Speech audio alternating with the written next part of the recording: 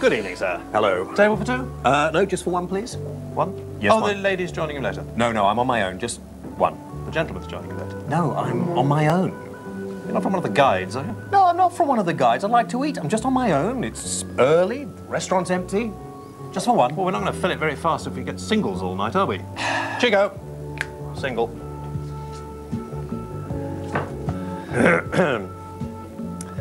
Nice over here. I don't really want to... Is this all you can do for one? Certainly does seem that being single is a bit of a problem, particularly in this place. You don't even get a very good choice of table, do you?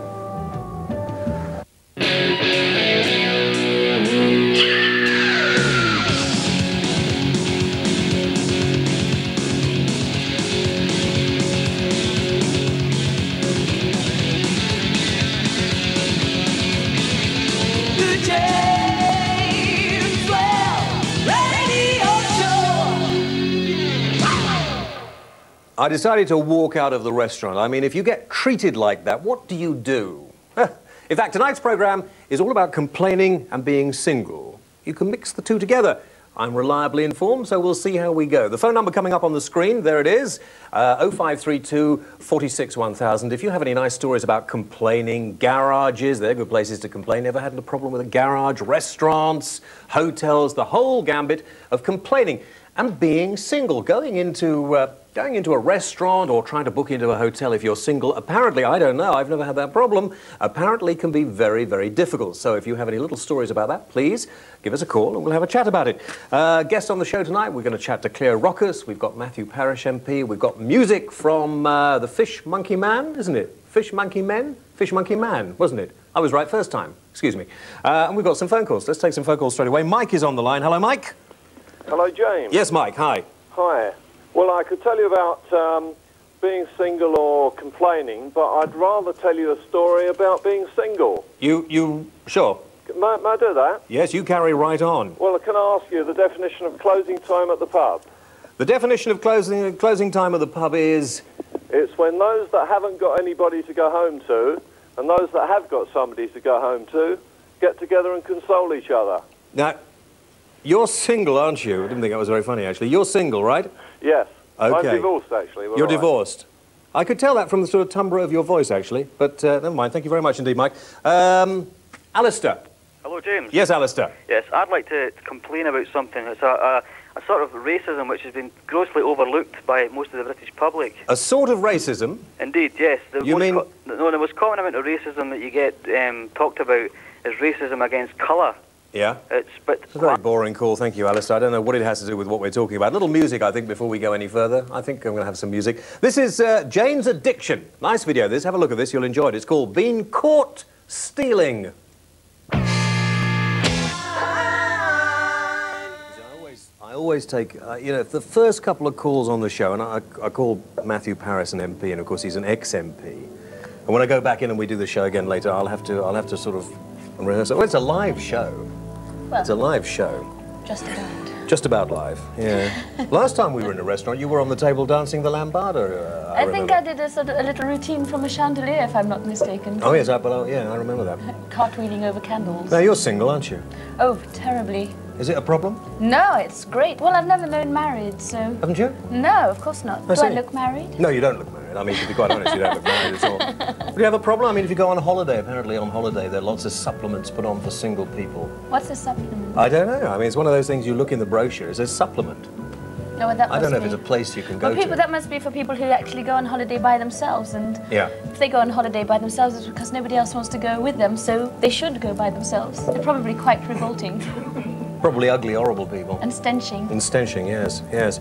What about being single going... I mean, tonight, luckily, of course, I bumped into you. Otherwise, I was going to be left at that stinking table near the gents. You mean all by yourself? I suppose you don't go into a restaurant on your own, do you? No, that's for other people. Yes. You'd have to pay them, wouldn't you? No, I have oodles of invitations constantly. Really? Oh, yes. Yeah. There are often too many of us to get in the restaurant at once. So you've never wanted... I mean, a lot of single people like to be single. They like to be on their own, you see. Yes, Wouldn't you like to be on your own? Wouldn't you like to be able to go out and sit in a restaurant on your own and...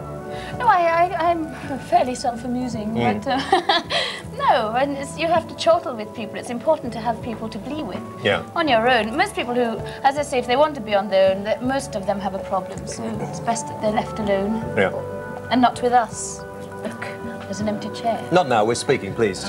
Is this gentleman annoying you, madam? No, it's okay, off you go. Well... I'm sorry, when you're in a restaurant, you're having a conversation and they lean over the restaurant and they say, everything all right, sir? You're having a nice time, sir? Can we get you anything, sir? It does get on my nerves. Yes, it's, you know, a sort of small explosive device wouldn't go amiss from time to time. Yeah. And of course, if you complain, we're talking tonight also about complaining. I mean, it's embarrassing to complain. You get people pushing around and you don't like to complain in a restaurant, do you really?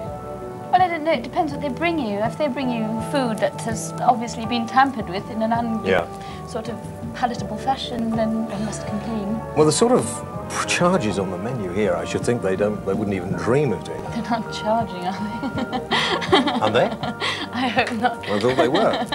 I actually might complain to the manager about this awful music, this muzak in restaurants as well. I can't stand it. That's horrible. That's sort of corrosive. I don't like that at all. Very horrible. I don't like that at all. Ah. You know, cabaret. I think maybe a cabaret is coming on in a few minutes. There's gonna be a Freakers Ball tonight at the Freakers Hall on the James Whale Show. And you know you're invited, one and all. So come on, baby, grease your lips, grab your hat and swing your hips. And don't forget to bring a holips, 'cause we're going to the Freakers Ball. Blow your whistle and bang your gong. Roll up something to take along. Woo! It feels so good, it must be wrong. Well, we're freaking at the Freakers Ball. While all the fags and the dykes are boogieing together, the leather freaks are dressed in all kinds of leather. The greatest of the sadists and the masochists too are screaming, please hit me, then I'll hit you.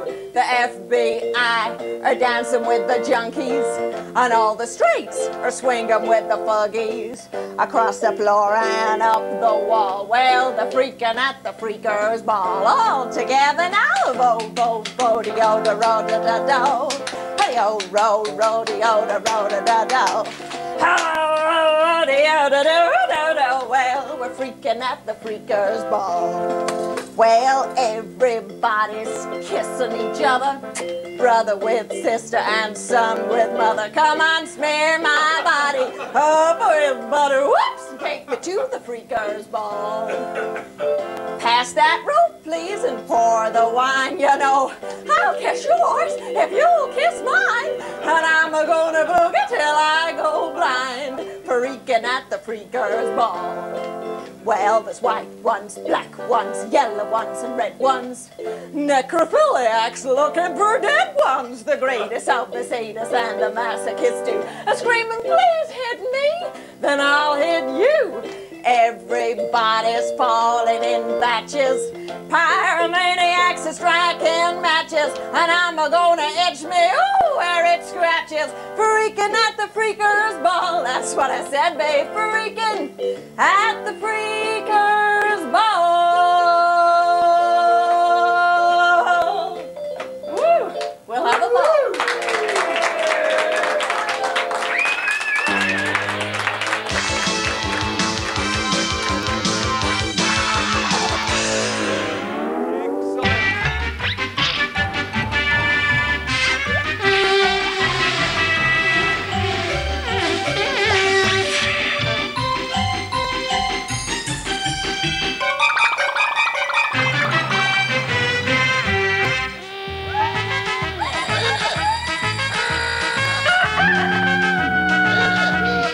Wakey, wakey! 46-1000, James Whale. Okay, I was right. I'm sorry about that, Matthew. Former MP, presenter of Weekend World. And what are you doing now? Writing? Writing for the Times, writing books about Peru. Yes, I was watching this thing in the Times. You wrote about being single, being on your own. I mean, do you get are there problems for people on their own, do you think? There are no problems, obviously. It's much better to be on your own. Who wants to be with somebody else? Only damaged people need other people. I like being on my own. But there are things I object to.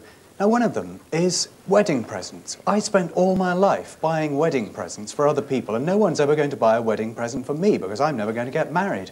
You might do. I mean, because you're gay doesn't mean you're not going to get married. You might settle down with somebody. Couldn't you have a... No. I like to be on my own. I like to be independent, and I need toasters and I need pillowcases, and nobody ever buys me them. Birthdays? Well, so do married people have birthdays. They have weddings and birthdays. Yeah. Now, what I think we should do is, if a person decides that he or she is going to be single and stay single, they should hold a big party, get all their friends together, and receive the sort of presents they would have got had they had wedding presents. If they later change their mind, then they forego the right to receive any more presents. Isn't that fair? Well, yeah, I think it's very fair, actually, Matthew. You're only 41, though. I mean, you've done a lot in your life. You've been up Kilimanjaro, you've gone across the Sahara. Is this all to get away from other people or not? No, I sometimes go with other people. But it's much more fun than other people.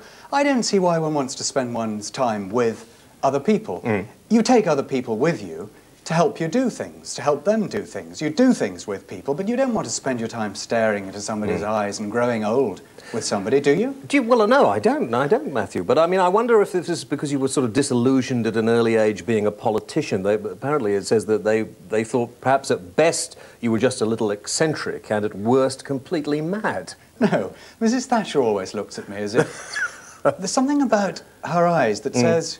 There's something not quite right about that boy. It's the way she looks at me. But no, I'm not completely mad. I think it was the reply to a letter you gave to somebody who complained about the noise in a council house. I like that story. Oh dear, yes. Terrible. I mean, do you not think that perhaps... I heard somebody say married people with children should be doubly taxed. Why should everybody else be supporting people who want to have families? Why should there be a family income supplement? Why should there be family allowance and that sort of thing? Single people should be given less tax to promote singleness. No, I don't agree with that. I'm perfectly happy that other people want to get married, raise children and go through all that sort of hell. That's fine, that's great. If they want to do it, fantastic. And I don't mind paying taxes for kids to go to school. But I want being single not to be simply a failure to have got married, because it isn't a failure to have got married. It's a choice that you take, and it's fun, and society should recognise it as such. So instead of having a silver wedding anniversary or whatever for single people, you want an anniversary of not having got married. Every year that I don't get married, I have another celebration, yes. OK, well, if you want to send something to Matthew, if you send it to me, if I don't like it, I'll send it on to Matthew, all right? Thank you. Let's take some calls. Lawrence in Liverpool. Yes, Lawrence? Hello there, yeah. You've covered most of the points already, but... Oh, good. Thanks, Lawrence. Judith from York. Hello, Judith. Hello, James. Yes, Judith. I want to just sort of discuss about how, the differences between a man being single and a woman being single. Is there any difference? Well, if you're a woman and you go out on your own, you may be frowned upon and think of, say, if you walk in a pub or a nightclub, you think, oh, she's a bit of a tart being on her own, looking out for some talent, like. Yeah. But a man walking into a pub, it's quite normal for him, so it's obviously quite difficult for a woman being single. I don't know about that, Judith. When I walked into that restaurant at the beginning of the show, I mean, you walk in on your own and people don't like you to go into restaurants on your own. Do you think it's worse for a woman, Matthew? Yes, it is. Yeah. It's no fun being a spinster. Being a bachelor, I suppose, is slightly exciting, slightly colourful, but whoever asked you up to her spinster pad? I mean, it just doesn't happen, does it? I wouldn't have thought you wanted to go anyway, Matthew. We'll take a break. Back in a couple of moments.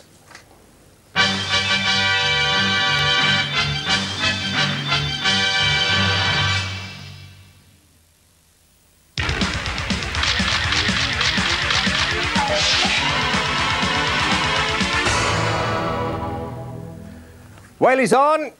Good evening.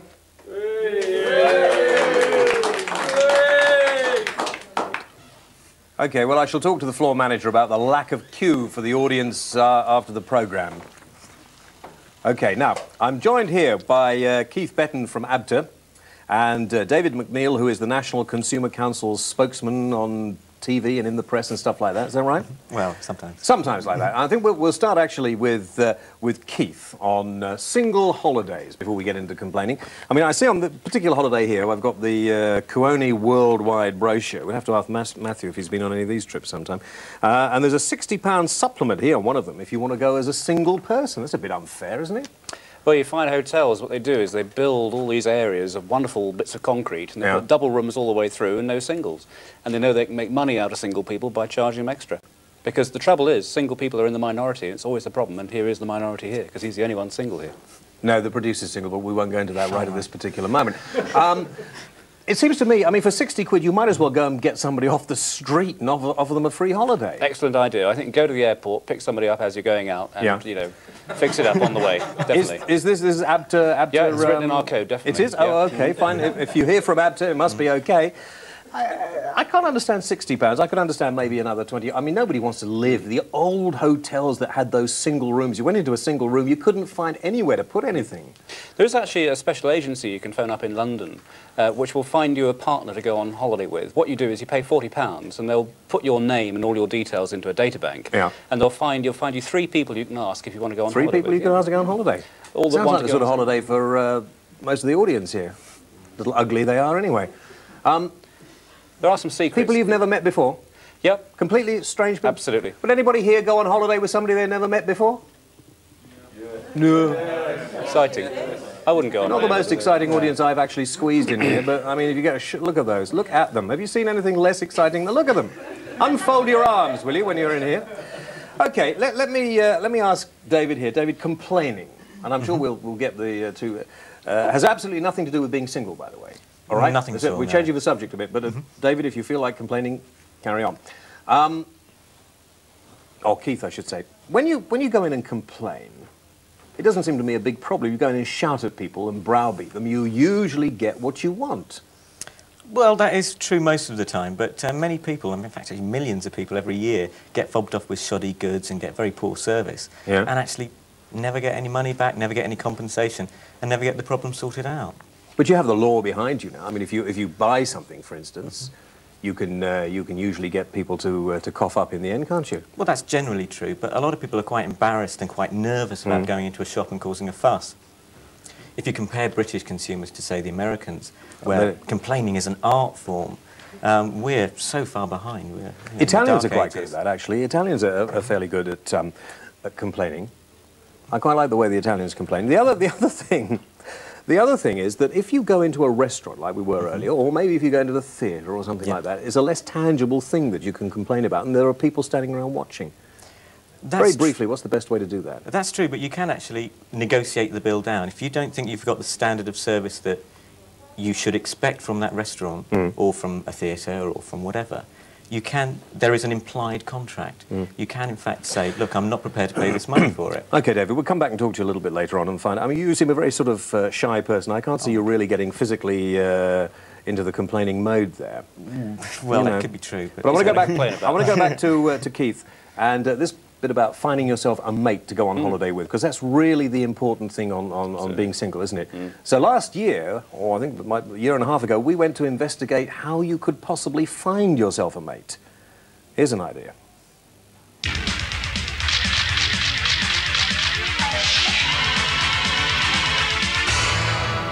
Whaley goes to town.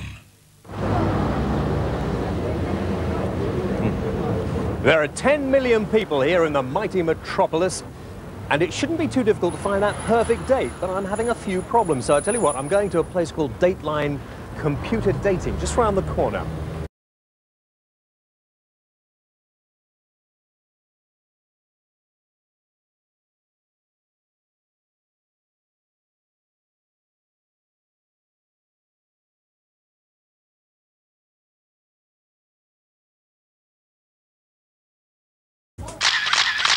Are you looking for one long-term relationship, a year, 2 years? Oh, no.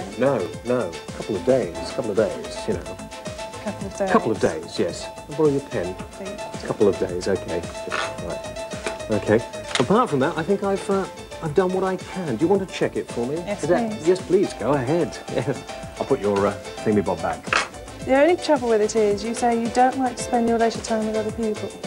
Apart from a woman. So in actual fact, you do like spending time with other people? No, not people, just a woman. It depends. The question there is, Catherine, whether you decide women are people. But I don't think we should get into that here. No. So I think to be able to match you, we should put a yes there. Should we? Yeah. Should we go and feed it into the computer? I think that would be a good idea.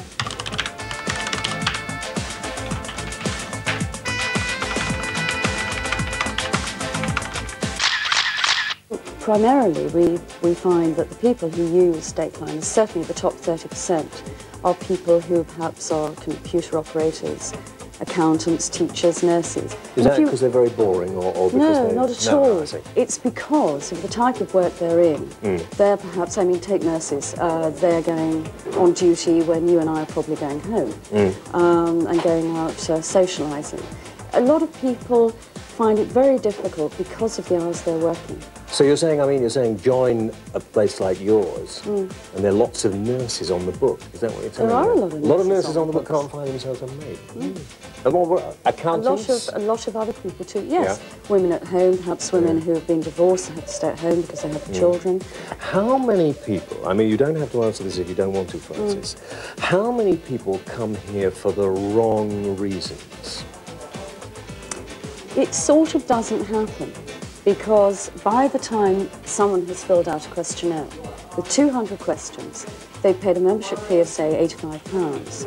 It's not worth their while. I mean, if what you're alluding to is what I think, then you'll be as well to go to the local wine bar or the local pub and find a one-night stand. It doesn't happen. People who join Dateline want to settle down, and about 92%. I see, so they're all very serious, looking for a meaningful relationship. Yes. Yeah. There's a wine bar next door, isn't there? Yes. We'll try that a little later. Well, OK, we better find out the results of my computer match. Be interesting, won't it?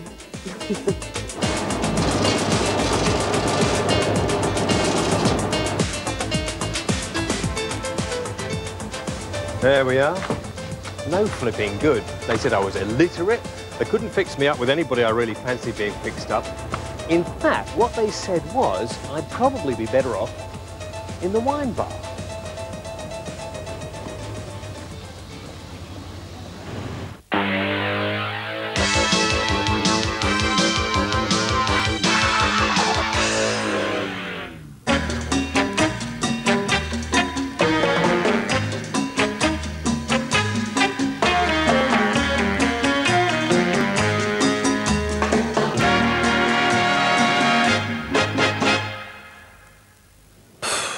I do hate that. Men as sex objects on there. Didn't you see that? They look like shiny cockroaches. They do, don't they? Yeah. You want to squodge them, really, yes. Yeah. OK, the mail. I'm going to read some letters. Oh, OK, so you're right there. OK. Yes, thank you. The address for you to write in, of course, if you write in, you get a packet of Wales late-night entertainment sent to you if the letter is read out. Here we go. Stephen Howlett of Hornsey in London. Stephen says, I feel that as a nation we don't complain enough. We put up with a poor standard of service in buses, trains, taxis, plumbers, mechanics, waiters in restaurants, and surly sales assistants in shops. You ever seen those? Oh, I've had close encounters with several. Have you? In contrast, I find chocolate companies are very helpful and change goods and refund postage with no trouble at all. Signed, Fatty. I've tried that one myself. You send one back saying it's mildewy and they send you a whole case for a year. It's quite good. I like that old ploy. Craig Mackenzie of Sutherland says, I would like to complain about people who complain all the time. Why don't you go on holiday, Whale, like Terry Wogan, and let Charlie Juck stand in for you? I might do that as well. Paul Byrne of Bolton says, last week you complained about your non-appearance in the press. Well, it must have had some effect, because on Sunday you showed up in cartoon form in a certain national newspaper, the Mail on Sunday. Does this look like, is this us or me? Could be you as well. Blonde is a very close resemblance. Is it of me? To you, yes. Yes, I see. OK, well, there we are. Patrick McGrosson of Birmingham says, I believe that I'm Britain's biggest complainer. He sounds like a barrel of laughs. He does, doesn't he? When I find something wrong, I complain without fail, he says. I'm a menace in shops and markets, and I always win. Sounds like the sort of person you want as a friend, doesn't he, really? Some shops will not sell goods to me because I always bring them back for a replacement or refund. I'm not surprised. You sound like a real... So invite me on your show. If you don't, I'll complain. Well, we'll see what sort of complaining letter you send us, Patrick, and then perhaps you will. Stephen Davis of Wolverhampton says, my only complaint is that because I'm a student, I'm knackered on a Friday night and have to wait up very late to watch your brilliant show. Perhaps he can't work his video. He probably can't. He probably doesn't even own one. He's a student. He'll be poor, scruffy and insignificant. Oh, well, I'll do extra smiles.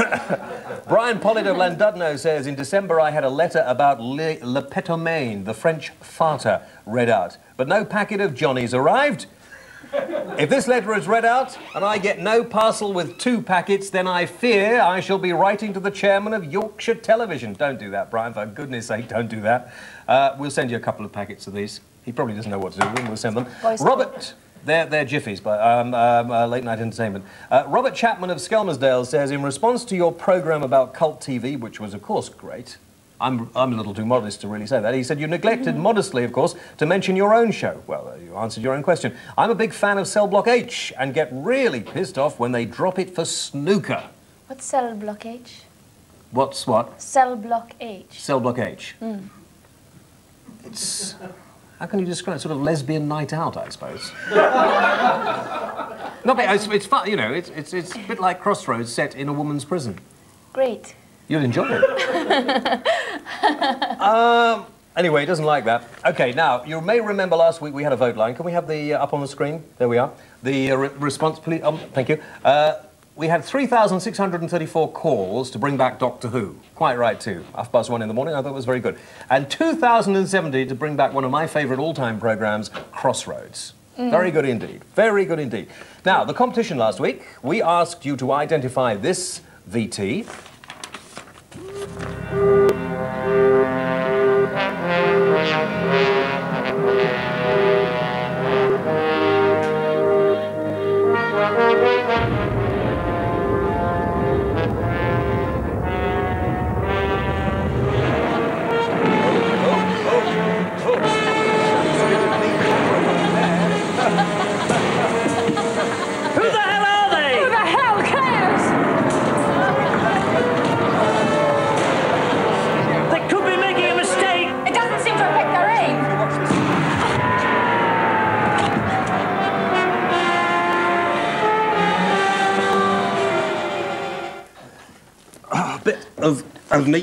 Of neat camera work there, really, wasn't it? Yes, well, OK, we've done that now. That's good, fine. Very good, that was Blake 7. Mr G. Clark, now this is serious here, I've got a complaint of my own here. Mr G. Clark of Essex says, being a Blake 7 fan, I recognise the plastic spaceships on the low-budget backdrop, which was the clip you showed from the series, and look forward to entering the competition. OK, he was right, Blake 7. However, at the end of your show, the ancient blonde swinger who passes for a continuity announcer on Anglia Television, said that he had decided all Anglia TV viewers should be allowed to cheat and proceeded to hum the Blake 7 tune before telling us the series also starred Paul Darrow as a character called Avon. I realise that it's only meant as a fun competition, but in the circumstances, I think it would be unfair to the rest of your viewers if you allowed anybody from the Anglia Television region to enter this competition. We get lots of people writing in from the Anglia region. I am so annoyed about this blonde person. Who is the blonde person? Oh, he's some insignificant person who comes on after he finishes, really? and you know, he's really very annoyed. I've had to get rid of all the people from the Anglia region on this, and if you don't like it, I'd write to that particular blonde person and complain. Right, should we do the competition? Yes, find out who the winner good. is. Okay. Arriba. Where's who? Chico. Who? Chico. Chico, and he's a little just... Where is he? Oh, there should be so much more of Chico. Oh, good, OK. Well, pick out the... pick out the... A winner. The winner. Well, this is what... I've never done this before. This is the sort of thing that... Oh, OK. You've got rid of all the Anglia tame things? people do, yeah. Have they? Oh, nearly.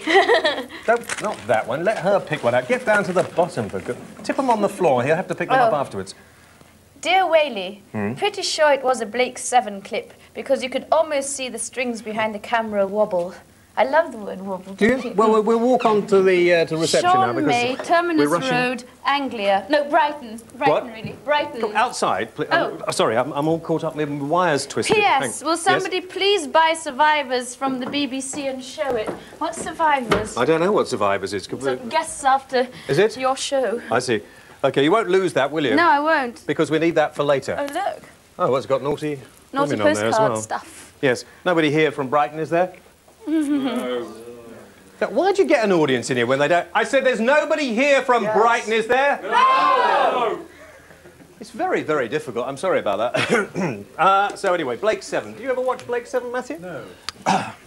I was need to get quite so close. You were in... have you met Cleo, by the way, Matthew? Yes. Yes, Matthew, Cleo? It is so nice to see a gentleman dressed properly. Thank you. Does anybody dress differently at this time of night? Yes. Sorry. I should think so. I should think so. David, you've got 5 of the most entertaining ways to complain, haven't you? No, that's me. Keith has got 5. I knew somebody has. Somebody whispered in my ear. You called me David earlier. I know. Shall I explain to you why on a live programme? It might be interesting. It's because being dyslexic, as we know from a programme a few weeks ago, it's a bloody good excuse now when you get anything wrong, is that I've got you, see, David, you're at the top. Yeah. And I always think of you as being first. But you were, before you were swapped the other way round, weren't you? Correct. No. Yes. Yes, you were, weren't you? Oh, no, you weren't. Anyway, it doesn't really matter, but it's just... It's an on here. interesting point, isn't it? It's an interesting point. Yeah. Right. Do you want the 5 ways? Because this man behind you is going like this, and it probably means, yeah. 2 of them. The lady who wrote to us who complained about the flowers on her breakfast table, which hadn't been changed in 2 weeks on her holiday. We checked out the complaint and found out they were plastic. Yes. And the other one, from the same resort, the lady who complained about the Spanish waiter who only spoke 3 words of English and only spoke Spanish, really. That's damned annoying, really, isn't it? It was rather. She wanted all her money back, but she didn't get anything. I think she should have got it all back. We'll take a break. We'll be back with some calls after this. Out support the James Whale Radio Show! Bow, bow, bow, bow. James Whale. The James Whale Radio Show. Welcome back, and time once again for a sideways look at the news. The tabloid press was rocked this week by the sad news that Her Majesty the Queen has been bitten by one of her snappy little short-legged Rottweilers. At least she knows what a Secretary of State for Transport feels like every time John Prescott gets up to speak. Staying with politics, Mrs Thatcher is quoted as being keen to stand behind John Major as he approaches the next election. In view of the amount of cutlery in evidence last time ministers stood behind her, Mr Major is said to be not too keen on the idea. Sport and Baghdad's newly retitled Mother of Retreats Radio deny that they are about to run a series about the England cricket team's glorious victory in Australia. And a porno home video made the news this week because it was said to feature a number of Division 1 footballers. England's manager was reported as saying that he won't pick players who disgrace themselves on or off the field. But other sources say that he's bound to pick players who can score as easily as that. In the courts this week, forensic science proved what every schoolboy has always known: washing your hands with soap can prove extremely dangerous. And Elaine Page is quoted in the Mail on Sunday as saying, "I must admit, I have thought about having a baby by myself." If she can do that with or without music by Andrew Lloyd Webber, I think she'll have a hit on her hands. But perhaps it's the cost of a white wedding that's putting people off marriage. £7,359, according to a recent report. That's a lot of money for a supposedly first-time buyer. First-time buyers in the house market will be relieved to know that it may soon become a criminal offence for estate agents to make misleading statements. Such statements may be punishable by a £2,000 fine or a short spell in a small but picturesque residence, sleeping 3 in comfort, in need of some renovation, no hot and cold water, but having occupier's right to use bucket. The trouble is that if it works and it stops estate agents telling lies, then we might all want it to apply to politicians. Another bit of potential legislation coming up may enable British Rail to run a telephone service.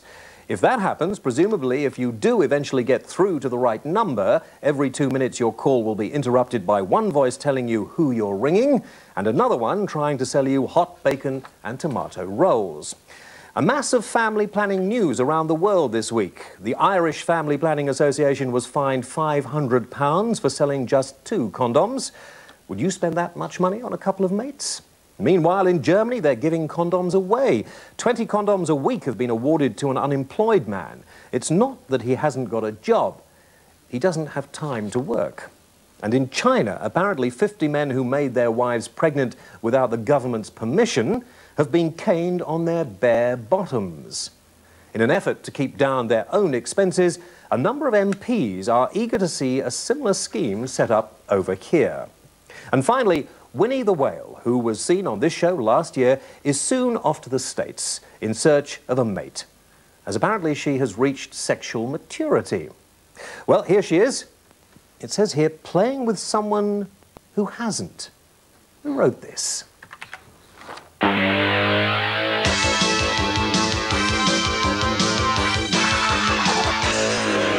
52-inch long interlocking teeth there. Yeah. Designed for ripping a prey apart. Yeah, thanks, Steve. How are you? You go say hello, Woody. Say hello to James. Good girl. That sounds like the producer first thing in the morning. Hello.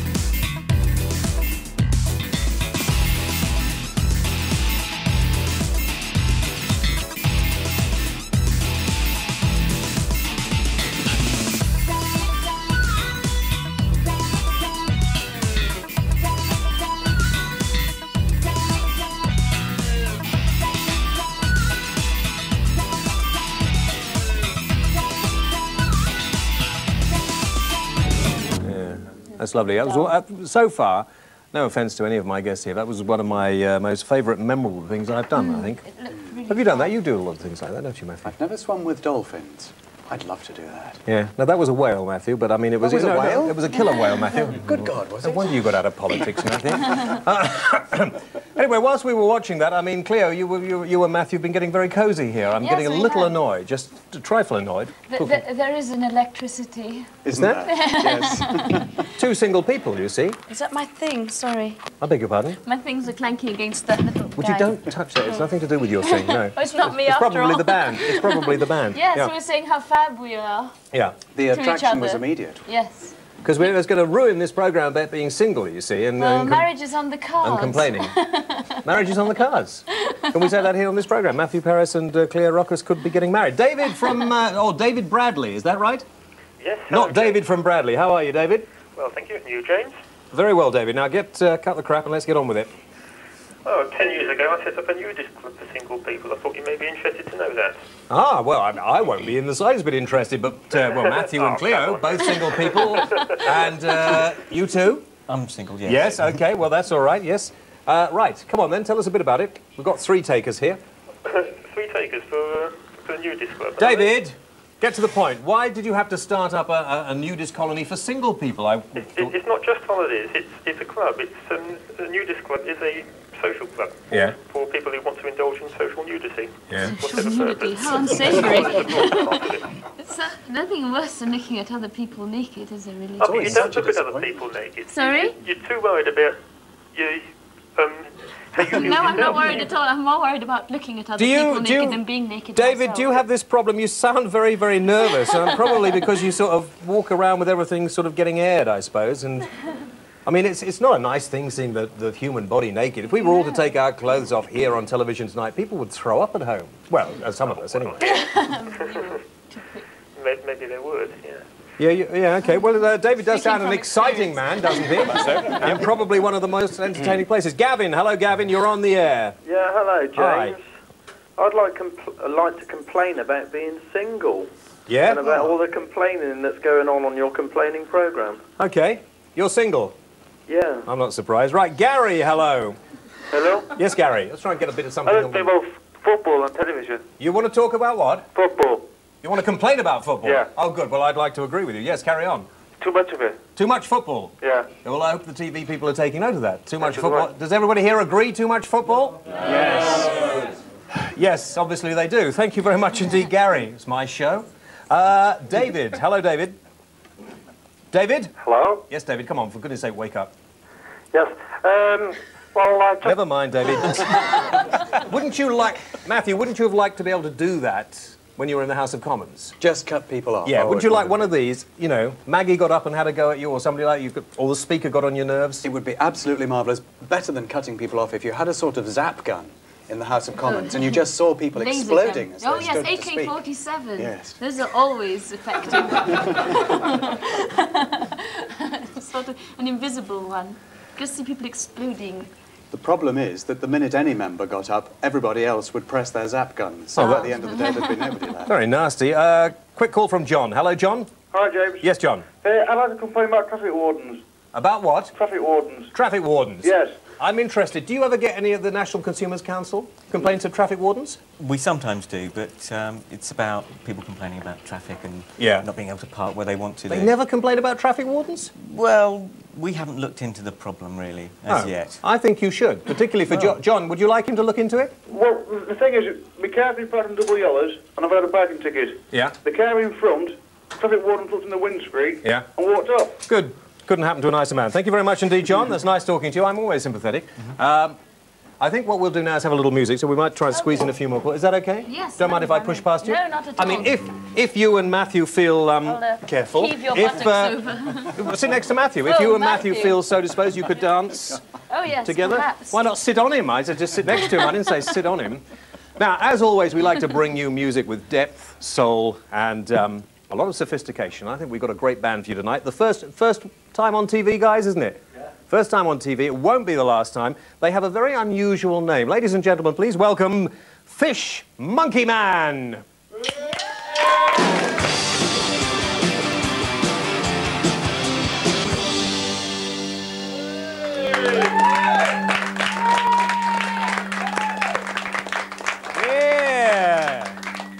I like that. I said earlier I thought it had sort of strains of the 60s, and they looked at me and said, what? Fish Monkey Man. I think that's great. Do you like that? Yes, it was wonderful. That's their new single. It's called If I've Told You Once.